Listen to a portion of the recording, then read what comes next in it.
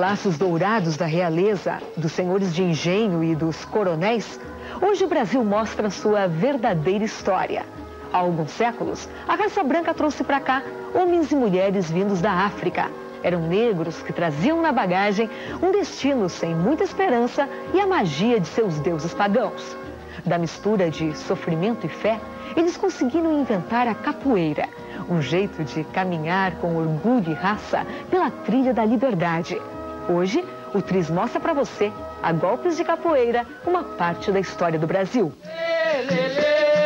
Eu sou negro da Eram homens, eram mulheres, eram crianças. Acorrentados, amontoados nos porões dos navios, eles sofriam. Com medo, eles choravam. Chorando, cantavam a tristeza e a saudade. Foi assim que atravessaram o oceano. Foi assim que eles chegaram, envoltos pelos sons da melancolia.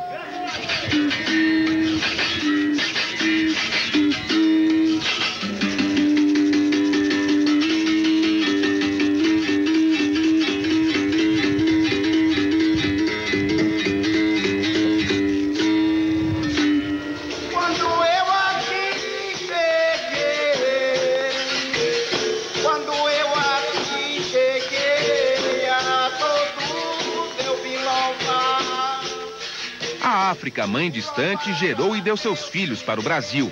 Filhos valentes que durante muito tempo viveram uma história de humilhação e resistência.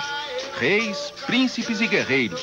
Sob o domínio do chicote, aqui eles eram todos iguais. Mas o corpo negro, que sofria com as marcas da escravidão, era também a arma da liberdade. Capoeira não é para bater, é uma festa. A capoeira ensina muito a gente a se posicionar na vida, né? Principalmente ao pequeno. Então que Deus me deu. Tirar o outro do seu caminho. É isso que a capoeira quer. Longe da Casa Grande e da Senzala, os escravos se reuniam às escondidas. Desses encontros, nasceu uma dança, um jogo, uma luta. O cenário, o mato rasteiro chamado capoeira, batizou essa ginga brasileira inventada pelos filhos da África. As instituições talvez mais sólidas que esse país tem não são as instituições do Estado, que essas estão em contínua mutação, você não pode acreditar no presidente da República. Mas você acredita na persistência, por exemplo, dos terreiros de candomblé, que estão aí há 200 para 300 anos, debaixo de todo tipo de perseguição, de repressão, e continuam. São instituições sólidas, são as instituições lúdicas, são as instituições da festa. Há realmente uma ligação fortíssima e importante entre capoeira e a religiosidade. Sem dúvida, né? Algumas pessoas até mesmo dizem que a estrutura inicial da capoeira era uma confraria religiosa, que se utilizava, né, da confraria religiosa para estimular os movimentos. O capoeirista, verdadeiro capoeirista, era mandingueiro. O que era um mandingueiro? Era aquele que tinha habilidades mágicas de se proteger contra o inimigo. Nesse caso, ele tinha a proteção dos seus movimentos e tinha também a proteção dos seus entes protetores, né? Seus orixás, seus inquis, seus odus. Né? De modo que, para ser, evidentemente, um capoeirista à moda antiga, tinha que praticar a religião, né? No caso, a religião afro-brasileira, tinha que ter o arsenal de proteção espiritual e tinha que ter a habilidade da proteção física. Eu queria primeiro que o senhor contasse pra gente uma história a respeito do Besouro Mangangá, que era parente do seu pai, isso? Ele era primo de meu pai, mas o Besouro, eu não sabia a história diretamente dele, porque eu sabia Juvencio, que morou mais ele numa fazenda lá no Rio Fundo. E ele montava animal brabo. E um dia ele tomando uns pau, né? Entrou dentro do mercado, montado num cavalo brabo.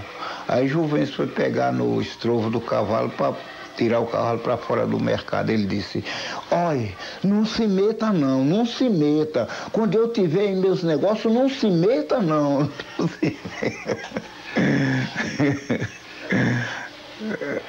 O Besouro era um valentão? Era. E o irmão dele me contou porque o irmão dele me contou, quando eu fui lá na casa dele, ele me contou que um dia a polícia foi lá atrás dele.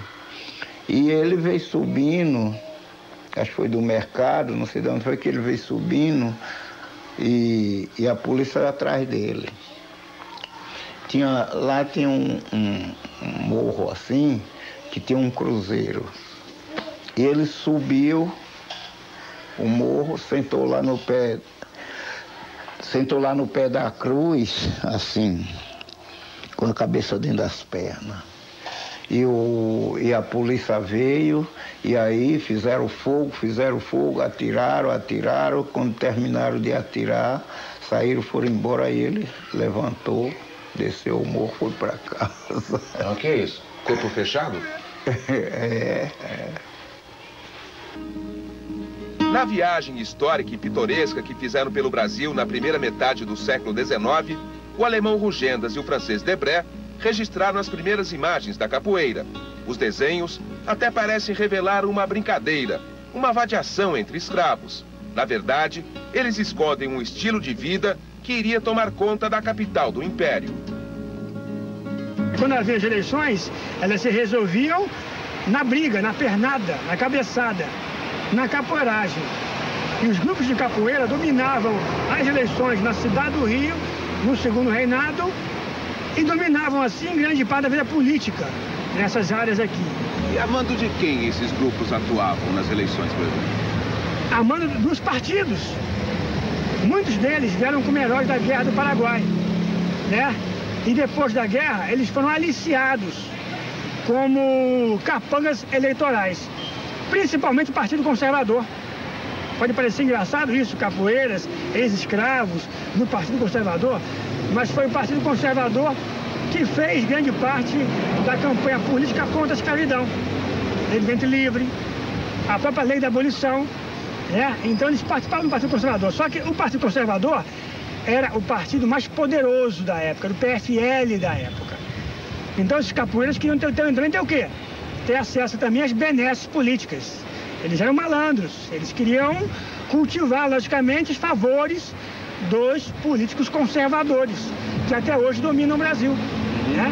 Não eram ingênuos, né? É daí que nascem as maltas? As maltas nascem um pouco antes, né? Esse termo malta quer dizer o seguinte, grupo, ele quer dizer grupo de arruaceiros, né? As maltas, elas nascem lá na época da independência, mas na época da Guerra do Paraguai estavam já formadas. Cada bairro, cada freguesia tinha a sua malta, né? E havia uma federação de maltas. Haviam dois grandes grupos que reuniam as diversas maltas, que eram os Nagoas e Guaiamus. Os Guaiamus dominavam o centro da cidade, a área mais antiga, ali onde é hoje o Paço Imperial, aquela região ali. Os Guaiamus, eles eram ligados aos crioulos, aos escravos nascidos no Brasil, né? E havia os Nagoas, que dominavam a área em torno. Nagoa vem de Nagô, é uma tradição africana, né? E esses Nagoas, muitos deles, vieram da Bahia. Quer dizer, a tradição baiana, ela já está no começo da capoeira carioca.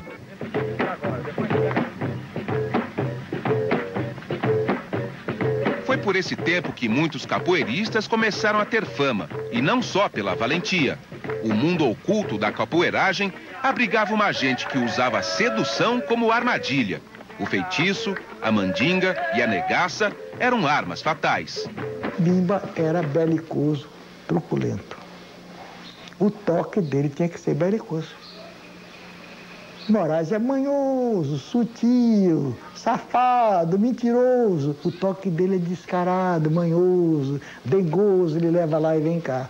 Cobrinha mansa também é malandro, mulherengo, mentiroso na hora certa, que tem hora de mentir, tem a hora de falar a verdade, tem a hora de rezar, tem a hora de chorar, tem a hora de fazer filho e tem a hora de correr. Todas essas horas estão dentro de você. A letra miúda de Mestre Noronha, um dos antigos bambas das rodas de Salvador, imprime nas páginas da história nomes que fazem parte da mitologia da capoeira. Como numa linhagem de nobreza, todos eles são cultuados pela sabedoria dos mestres.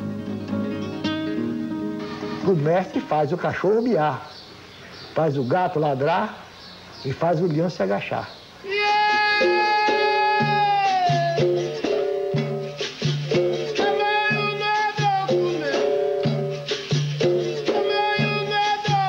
Os velhos mestres foram formados pela vida, na rua, na ginga e na raça. 2 nomes dividem esse reinado: Vicente Ferreira, o Pastinha, e Manuel dos Reis Machado, o Bimba. Pastinha morreu em 1981, aos 93 anos de idade, pobre e abandonado num asilo em Salvador. As últimas imagens do mestre estão registradas no filme Pastinha, Uma Vida pela Capoeira.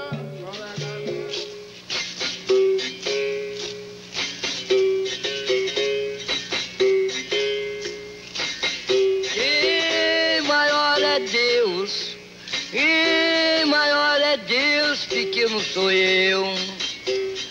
O que eu tenho foi Deus que me deu, o que eu tenho foi Deus que me deu. Na roda da capoeira, grande e pequeno sou eu.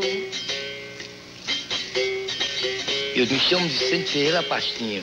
Eu nasci pra capoeira, sou dessa capoeira eu amo o jogo da capoeira. E não há outra coisa melhor na minha vida, no resto da minha vida, que seja capoeira. Procuro o mestre Pastinha, ele é o professor. E viva meu mestre, viva meu mestre. A minha vida de criança foi um pouquinho amarga. Encontrei um rival, um menino que era rival meu. Então nós entrávamos em luta, travava a luta. E eu apanhava, levava pior. E na janela de uma casa tinha um africano apreciando a minha luta com esse menino. Então, quando eu acabava de brigar, que eu passava, o velho me chamava: meu filho, vem cá.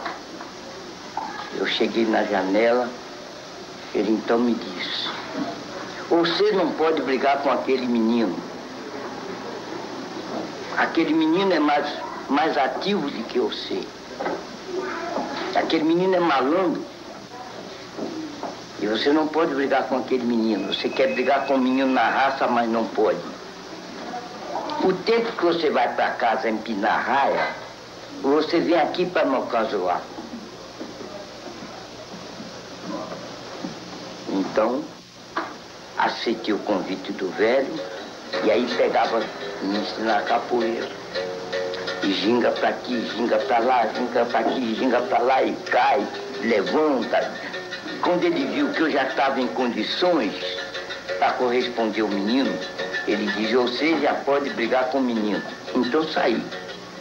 Quando eu vinha, a mãe dele via que eu ia passar, gritava: Norato, é ver seu camarada.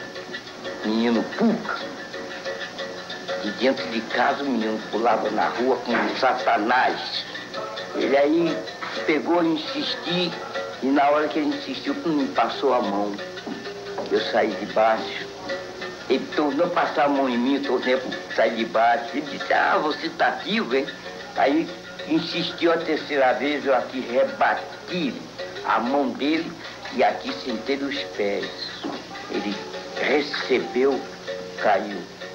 Tornei a sentar o pé nele, tornou a cair. A mãe dele foi e disse: veja se você vai apanhar. Eu digo: vai ver ele apanhar agora. E depois fui aprender a arte marítima, aprendi a música, e de grima, de espada, florete, carabina. Fui músico. E assim sucessivo.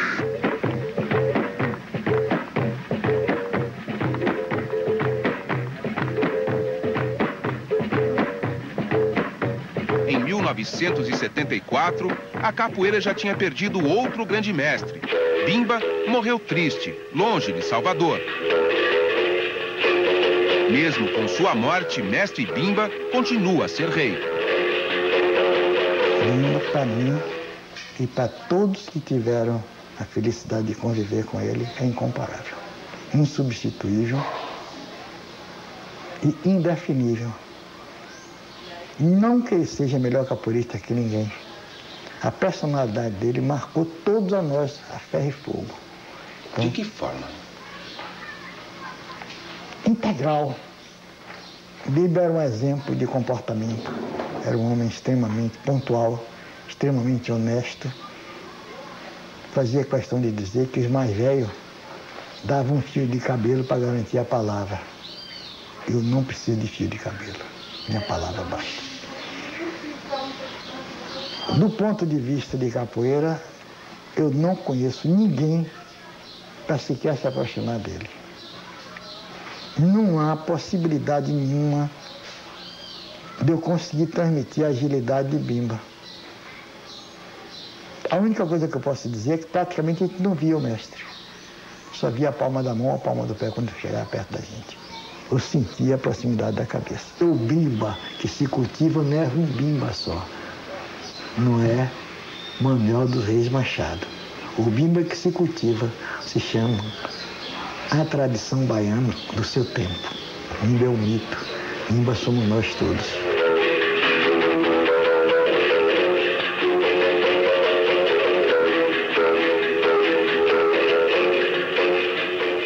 Bimba e Pastinha. 2 nomes, 2 lendas, 2 mestres. A herança deixada por eles se espalha pela Bahia, pelo Brasil e pela história.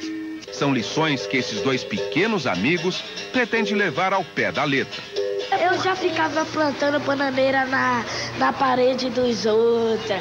Aí você sabe fazer isso, Raul? Aí eu sei, aí fazia. Aí não conseguia. Aí eu peguei, fiz. Aí eu ensinei, ele começou a aprender. Aí ele veio, a irmã dele disse que aqui tinha uma capoeira. A irmã pegou e falou assim que aqui tinha uma capoeira que era de graça, que era muito boa. Aí pegou minha irmã, viu tudo pra mim, eu cheguei e vim aqui. Aí trouxe ele pra ele se matricular, falei pra ele que era legal a capoeira pra ele entrar junto comigo, que a gente vai e volta junto. Hoje ele só jogou uma vez. E você? Um bocado, todas. Porque eu gosto. Aí eu não posso ficar sem perder a capoeira. Na hora que você está na roda jogando, você só fica pensando assim, só vou sair daqui quando eu virar mestre, só vou sair daqui quando eu virar mestre. Quando eu ficar grande, receber o cordão. Meu pai trabalhou tanto, mas nunca pôde ricar. Não deitava uma noite, e deixasse de rezar, camarada, água de beber.